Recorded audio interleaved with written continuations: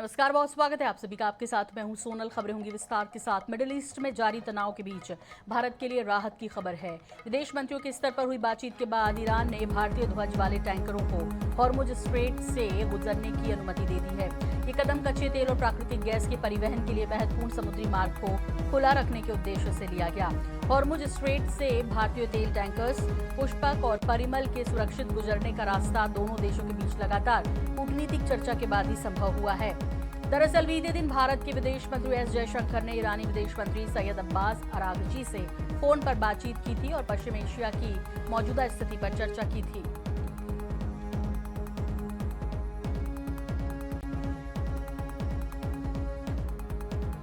तो आपको बता दें कि और जो जानकारी मिल रही है उसके मुताबिक पहली खेप मुंबई पहुंच भी चुकी है। सिर्फ भारतीय झंडे लगे जहाजों को गुजरने की अनुमति है यहाँ पर हॉर्मुज स्ट्रेट से, और भारतीय टैंकर्स गुजर रहे हैं वहां से। आपको बता दें कि एक खेप पहुंच भी चुकी है मुंबई। तो लगातार कूटनीतिक चर्चा दोनों देशों के बीच चल रही थी। इस विषय को लेकर एस जयशंकर ने बात भी की थी और ऐसे में भारतीय टैंकरों को गुजरने की मंजूरी हॉर्मुज स्ट्रेट से मिल गई है।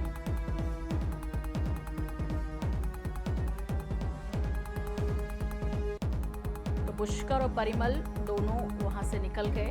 ये भारत की सफल विदेश नीति के कारण ही संभव हो पाया है। इधर जम्मू कश्मीर के पूर्व सीएम फारूक अब्दुल्ला पर जानलेवा हमला हुआ। जम्मू में बुधवार रात एक शादी समारोह में फारूक अब्दुल्ला पर गोली चलाई गई। गनीमत रही कि गोली उन्हें छूकर निकल गई।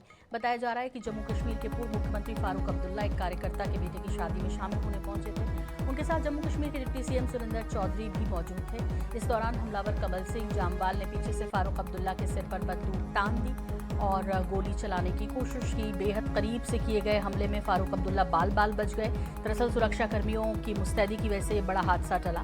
वहीं सुरक्षा कर्मियों ने हमलावर कमल सिंह जामवाल को फिर दबोच लिया। सीसीटीवी फुटेज भी सामने आया जिसमें साफ दिखाई दे रहा है कि जैसे ही हमलावर बंदूक तानता है सुरक्षा कर्मी उसे पकड़ लेते हैं और गोली फारूक अब्दुल्ला को छूकर निकल जाती है। पुलिस ने आरोपी को गिरफ्तार किया है। पूछताछ में आरोपी का कहना है कि वो पिछले 20 साल से फारूक अब्दुल्ला को मारना चाहता था। फिलहाल पुलिस हमले के कारणों की जांच कर रही है।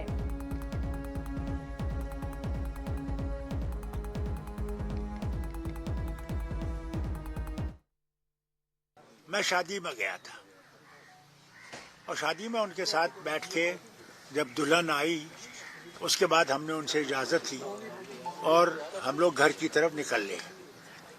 जो ही मैं उस मंडप से बाहर निकला तो मैं चल रहा था, इतने वक्त में मुझे कोई पटाखे की आवाज़ आई। तो मैं समझा ये कोई पटाखा किसी ने शादियों में डालते रहते हैं, तो मैं सोच सकता मेरे पास पटाखा यहाँ पड़ा हो। तो मुझे यहाँ कुछ गर्मी जैसी लगी और मुझे कुछ पता नहीं था। इतना वक्त में इन्होंने मुझे जल्दी जल्दी गाड़ी में बिठा दिया।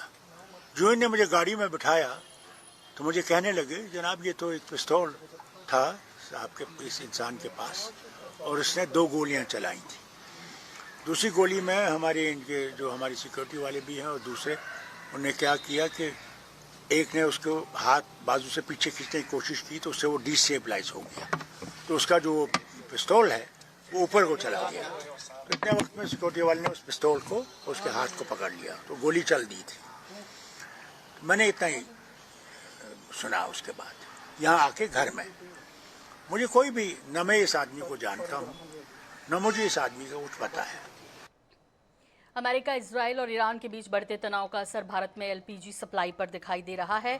कई राज्यों में गैस एजेंसियों के बाहर लंबी कतारें देखने को मिल रही हैं और सिलेंडरों की कालाबाजारी भी बढ़ गई है।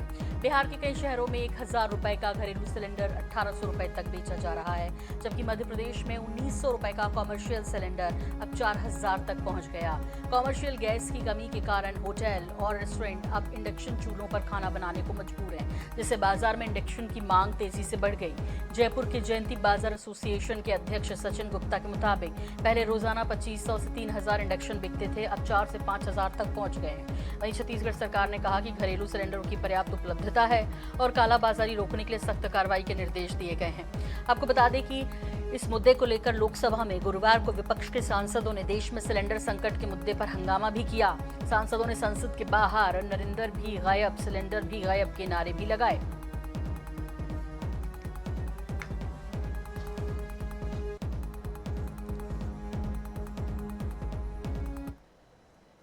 PM is saying that there is no need to panic, but PM himself is panicked for completely different reasons, right? So he is himself panicked. He's panicked because of Epstein. He's panicked because of Adani case. He's not able to come inside the house. You saw yesterday the Prime Minister's chair खाली पड़ी थी, अंदर नहीं पा रहे हैं. तो देश को कह रहे पैनिक मत करो, अपने आप पैनिक हैं. इधर नई दिल्ली में केंद्रीय कृषि मंत्री शिवराज सिंह चौहान से मध्य प्रदेश के मुख्यमंत्री डॉक्टर मोहन यादव ने मुलाकात कर कृषि और ग्रामीण विकास से जुड़े मुद्दों पर चर्चा की. बैठक में ग्रामीण विकास मंत्री प्रहलाद पटेल और वरिष्ठ अधिकारी भी मौजूद रहे. इस दौरान शिवराज सिंह चौहान ने मध्य प्रदेश के किसानों को बड़ी राहत देते हुए सरसों की खरीद पर भावांतर भुगतान योजना को मंजूरी दी और तुअर अरहर की 100% सरकारी खरीद को हरी झंडी दी. केंद्रीय मंत्री ने मुख्यमंत्री मोहन यादव को तुअर खरीद की स्वीकृति का पत्र भी सौंपा. बैठक में प्रधानमंत्री फसल बीमा योजना, दलहन तिलहन मिशन, मनरेगा, प्रधानमंत्री आवास योजना, ग्रामीण और प्रधानमंत्री ग्राम सड़क योजना से जुड़े मुद्दों की भी समीक्षा हुई. शिवराज सिंह चौहान ने कहा कि किसान कल्याण वर्ष में मध्य प्रदेश को विशेष प्राथमिकता दी जाएगी.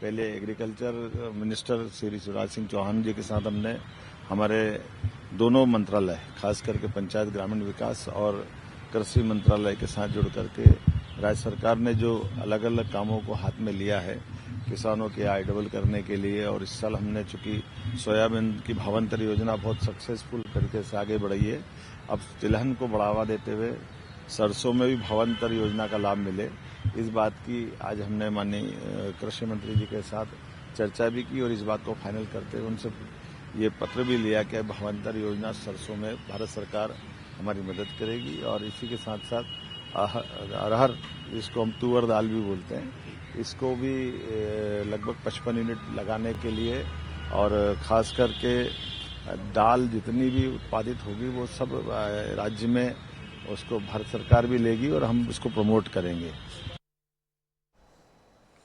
छत्तीसगढ़ में अफीम की खेती के खुलासे ने सियासत को गरमा दिया. दुर्ग के बाद अब बलरामपुर में भी बड़े पैमाने पर अफीम की खेती सामने आई. एक तरफ तो कांग्रेस की जांच टीम खेतों का दौरा करने पहुंच गई, तो दूसरी तरफ पूर्व सीएम भूपेश बघेल ने मामले में बीजेपी नेताओं को घेरा, जबकि सरकार अवैध कामों पर सख्त कार्रवाई का दावा कर रही है. एक रिपोर्ट. दुर्ग के बाद बलरामपुर में अफीम की खेती का खुलासा. कुसमी इलाके में 2 एकड़ में अफीम की खेती. चंदा दांडी में भी 9 एकड़ में अफीम की खेती मिली. अफीम को लेकर प्रदेश की सियासत गरम. बीजेपी से जुड़े लोगों पर भूपेश बघेल ने लगाया आरोप. अफीम की खेती को भूपेश बघेल ने बताया नया स्टार्टअप. बीजेपी का पलटवार, अवैध कामों पर हो रही कार्रवाई. छत्तीसगढ़ में अफीम की खेती का मामला सामने आने के बाद सियासत तेज हो गई है. दुर्ग के बाद अब बलरामपुर में भी अफीम की खेती उजागर होने से विपक्ष सरकार पर हमलावर हो गया है. पूर्व मुख्यमंत्री भूपेश बघेल ने आरोप लगाया प्रदेश में बीजेपी से जुड़े लोग ही अफीम की खेती कर रहे हैं. भारतीय जनता पार्टी के लोग इसमें संलिप्त हैं और वही लोग ये खेती कर रहे हैं. ये आय दुगुनी नहीं 100 गुनी करने का एक नायाब तरीका उन्होंने ढूंढ निकाला है और पूरे प्रदेश को अफीम के नशे में डुबो देना चाहती है ये सरकार. तो ये सरकार को सत्ता में बने रहने का अधिकार नहीं है. भूपेश बघेल के आरोपों पर सरकार ने कड़ा पलटवार किया है. मंत्री केदार कश्यप ने कहा कि बीजेपी सरकार में अवैध कामों पर तुरंत कार्रवाई होती है. देखिए, भारतीय जनता पार्टी की सरकार में जब ऐसे मामले आते हैं तो उस पर तत्काल कार्रवाई होती है. हमारी सरकार माननीय विष्णुदेव साय जी के नेतृत्व में लगातार जो ऐसे अवैध मामले हैं इनको खत्म करने की कोशिश और कड़ा से कड़ा रुख अपनाने का काम हमारे माननीय विष्णुदेव साय जी ने किया है.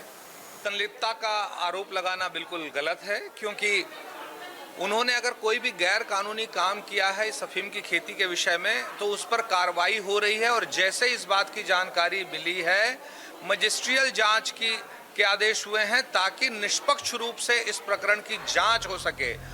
छत्तीसगढ़ में अफीम की खेती का मामला सामने आने के बाद प्रदेश में सियासत तेज हो गई है.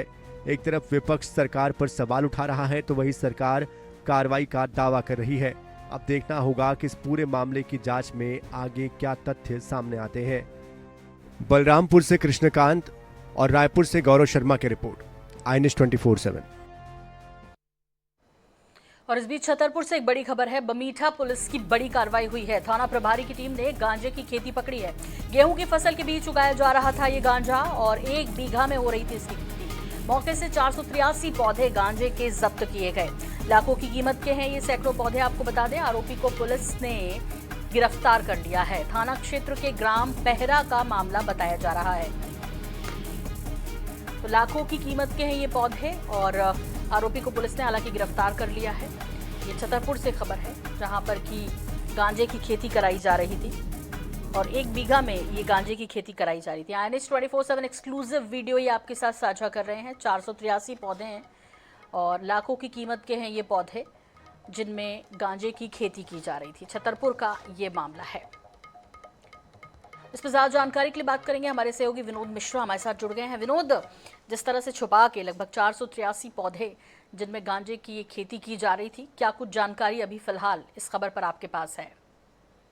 जी, हम आपको बता दें कि छतरपुर जिले के बमीठा थाना क्षेत्र के ग्राम पहरा का मामला है, जहां पर 483 पेड़ जो गांजे के पुलिस ने जब्त किए हैं और गेहूं की खेती के फसल को बीचों बीच ये पेड़ उगाए जा रहे थे।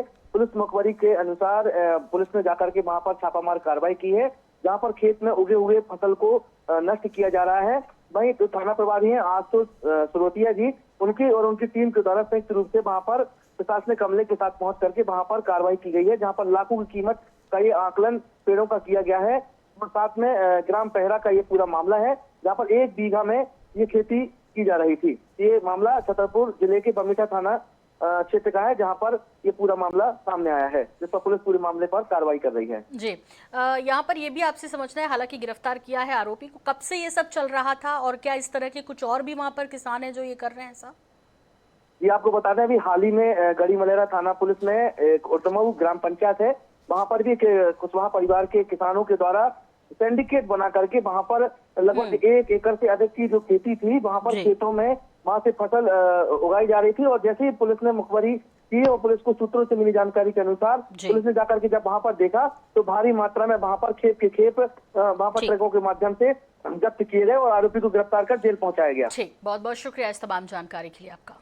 दुर्ग में LPG गैस सिलेंडर को लेकर लोगों के बीच भ्रम की स्थिति बन गई। जिला प्रशासन का कहना है कि जिले में घरेलू गैस और डीजल पेट्रोल का पर्याप्त स्टॉक मौजूद है और सप्लाई सामान्य रूप से जारी है, लेकिन जमीनी हालात कुछ अलग दिखते हैं। इससे बुकिंग के बाद भी नहीं मिल रहे हैं सिलेंडर, जिस तरह से शिकायतें आ रही है, और सप्लाई सामान्य रूप से जारी, ये कहना ज़रूर है, लेकिन कई उपभोक्ता ऐसे हैं जो 15-15 दिन से बुकिंग की कोशिश कर रहे हैं, फिर भी उन्हें सिलेंडर नहीं मिल रहा।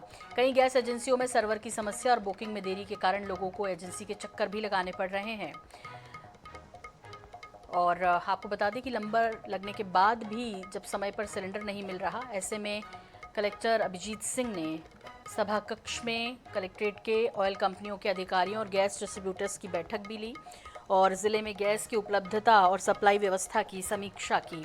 कलेक्टर ने बताया कि अधिकारियों को निर्देश दिए गए हैं कि गैस की सप्लाई और वितरण व्यवस्था पर लगातार नज़र रखें, ताकि उपभोक्ताओं को कोई परेशानी ना हो और इसकी कालाबाजारी ना की जा सके।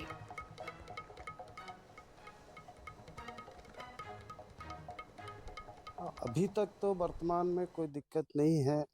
सिलेंडर अपने समयानुसार तो मिल ही रहा है, लेकिन देर सवेर अगर युद्ध ऐसे ही रहा तो आने वाले समय में जो है पेट्रोल और जो गैस की जो है समस्या होगी और आम आदमी को बड़ा त्राही होना पड़ेगा। तो बुकिंग मिल जा रहा है आपको? नहीं, बुकिंग तो हमने किया है, लेकिन अभी तक नहीं भेजा, 10 दिन हो गया है। गैस एजेंसियों की बैठक लेकर के समीक्षा की गई है। वर्तमान में गैस सिलेंडर्स के स्टॉक की पर्याप्त उपलब्धता है। रायपुर से इनकी सप्लाई होती है, उसमें भी किसी प्रकार की कोई समस्या नहीं। सभी उपभोक्ताओं से ये अपील है कि पैनिक ना हो, घबराहट में कोई अनावश्यक बुकिंग ना करें और सामान्य तरीके से जितनी बुकिंग्स हो रही हैं वो आ रही हैं और बुकिंग्स की सप्लाई भी की जा रही है। इसमें किसी प्रकार का कोई पैनिक करने की जरूरत नहीं। इधर खजुराहो में घरेलू गैस का सिलेंडर बुक नहीं हो पा रहा, टंकियां नहीं मिलने से उपभोक्ता परेशान हैं। मजदूरी करने वाले लोग 3 दिनों से होटल रेस्टोरेंट से खाना ले जाने को मजबूर हैं।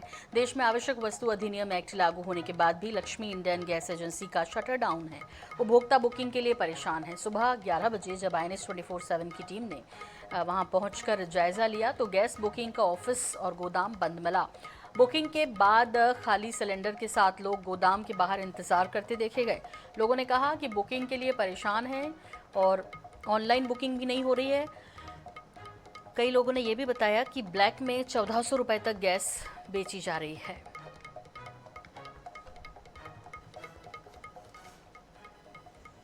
मैं कल से फिर रही गैस के लिए और गैस नहीं है मेरे पास। नहीं तो क्या बुकिंग नहीं कर रहे? बुकिंग नहीं कर रहे जी, ना मैसेज सही से नंबर बता रहे ना कुछ कर रहे हो। अब मुझे मैं इतनी पढ़ी लिखी हूँ तो बता दूँ। अभी क्या है? अभी शटर डाउन है? अभी तो बंद है दुकान। सर घर में सिलेंडर नहीं है, बाहर से हम लोग खाना खा रहे हैं। लकड़ी ये सिटी है तो लकड़ी कंडे मिल नहीं रहे हैं। ब्लैक से सिलेंडर लेने गए हैं तो सर 1400 रुपये का दे रहे हैं और यहाँ पे 3 दिन से हम परेशान हैं, फिर रहे हैं बुकिंग के लिए तो शटर डाउन करके ये लोग भाग गए। एजेंसी गए हैं तो ब्लैक से 1400 रुपये बता रहे हैं। ऑनलाइन गैस की बुकिंग कल से कर रहा हूँ, बुकिंग का नंबर लग रहा है। मैं अभी सुबह आया तो ये शटर लिए है, ये लोग भाई सभी लोग खड़े हैं और सभी के घर में सिलेंडर ख़त्म हो रहा है तो उनको बुकिंग करवाना है और कई लोगों को तो आज ही ख़त्म हो गया तो उनको भी आज चाहिए। इंदौर के मानपुर में कोठी रोड स्थित एक फार्म हाउस पर जुए के बड़े अड्डे का खुलासा होने के बाद पुलिस महकमे में हड़कंप है। कार्रवाई के बाद मानपुर थाना प्रभारी लोकेंद्र सिंह हिंगोरे और 2 पुलिसकर्मियों की भूमिका संदिग्ध मिलने पर उन्हें लाइन अटैच कर दिया गया और विभागीय जांच की तैयारी चल रही है। ग्रामीण डीआईजी के निर्देश पर पुलिस ने तड़के छापा मारकर 18 आरोपियों को पकड़ लिया, जबकि 6 लोग अंधेरे का फायदा उठाकर फरार हो गए। मौके से 13 लाख रुपए से ज्यादा नकद, 25 मोबाइल फोन और एक कार जब्त की गई। पकड़े गए लोग इंदौर, उज्जैन, धार, देवास और झाबुआ के बताए जा रहे हैं। पुलिस फरार आरोपियों की तलाश में जुटी है और पूरे नेटवर्क की जांच कर रही है। कल मानपुर में पुलिस की टीम के द्वारा जुए के फड़के दबिश दी गई थी। आंवलीपुरा की घटना थी और उसमें काफी बड़ी मात्रा में कैश और 18 लोग हिरासत में लेकर के उसमें कार्रवाई की गई थी। सभी वरिष्ठ पुलिस अधिकारियों ने ये एनालाइज किया कि पूर्व में भी सभी थाना प्रभारियों को निर्देशित किया गया था कि इस तरह की कोई भी अवैधानिक गतिविधि अगर उनके क्षेत्र में पाई जाएगी तो उनके विरुद्ध कार्रवाई की जाएगी। मध्य प्रदेश में मार्च के दूसरे सप्ताह में ही गर्मी ने तीखे तेवर दिखाना शुरू कर दिया है। प्रदेश में इस सीजन में पहली बार लू का अलर्ट भी जारी किया गया। हालांकि इसी बीच राहत की खबर है। मौसम विभाग के मुताबिक 14 और 15 मार्च को प्रदेश के कुछ इलाकों में हल्की बारिश की भी संभावना है, जिससे तापमान में थोड़ी गिरावट आ सकती है। आपको बता दें कि रतलाम सबसे गर्म शहर रहा, जहां पारा लगभग 40 डिग्री तक पहुंच गया। नर्मदापुरम और धार में भी तापमान 39 डिग्री के पार दर्ज किया गया। इंदौर, ग्वालियर, उज्जैन सहित कई शहरों में पारा 37 से 38 डिग्री के बीच रहा। मौसम विभाग ने रतलाम, नर्मदापुरम और धार में हीट वेव चलने की चेतावनी दी। और इसी के साथ बुलेटिन में फिलहाल इतना ही, लेकिन जारी अपडेट का सिलसिला NH पर बने रहिए हमारे साथ। नमस्कार।